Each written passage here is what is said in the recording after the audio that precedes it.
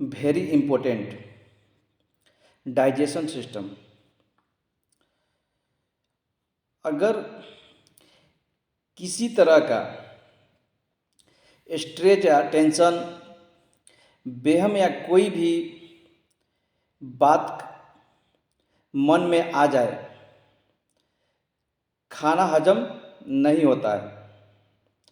हमारी डाइजेशन यानी हाजमा सिर्फ फूड पे नहीं, मूड पे भी डिपेंड करती है।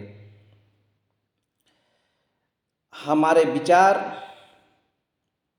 का असर हमारी डाइजेशन पर बहुत ज़्यादा फर्क पड़ता है। जब हम एग्जाम्पल पॉजिटिव भी सोचते हैं तो उतना असर नहीं पड़ता है, क्योंकि हम पॉजिटिव ज़्यादा देर कभी सोचते ही नहीं हैं। और हम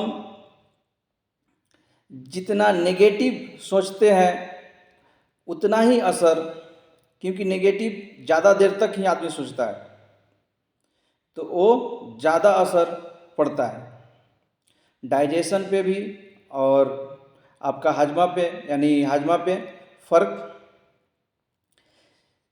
ज़्यादा पड़ता है।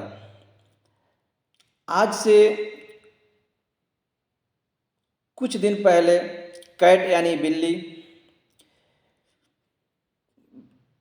बिल्ली पर रिसर्च की गई।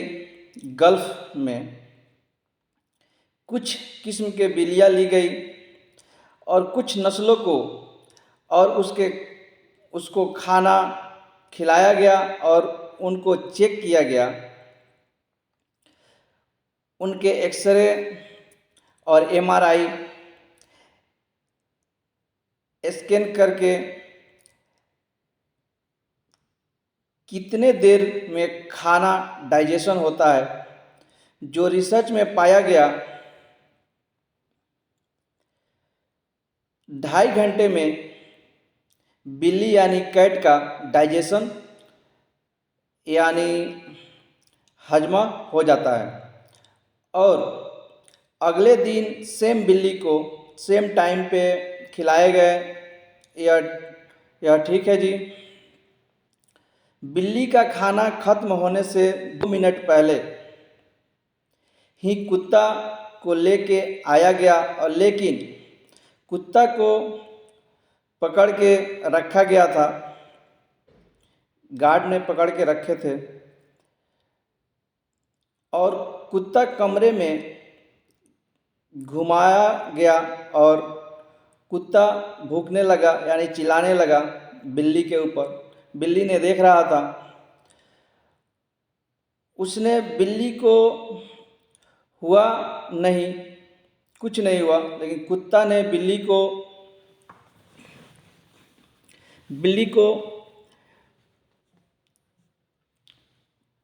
काटा नहीं, कुछ नहीं हुआ। और उस कमरे से 1 मिनट के बाद से ले गया और उसके बाद बिल्ली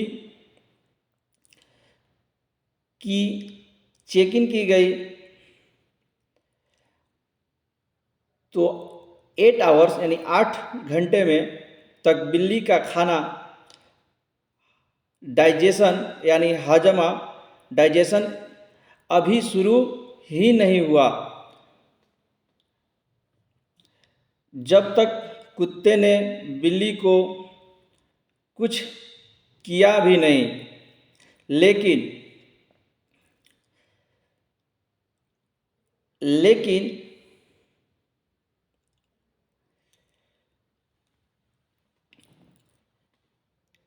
इसका मतलब क्या निकलता है रिसर्च में, किसी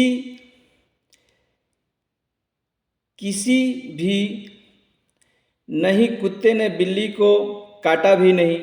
इसका मतलब रिसर्च में किसी भी तरह का टेंशन या बेहम,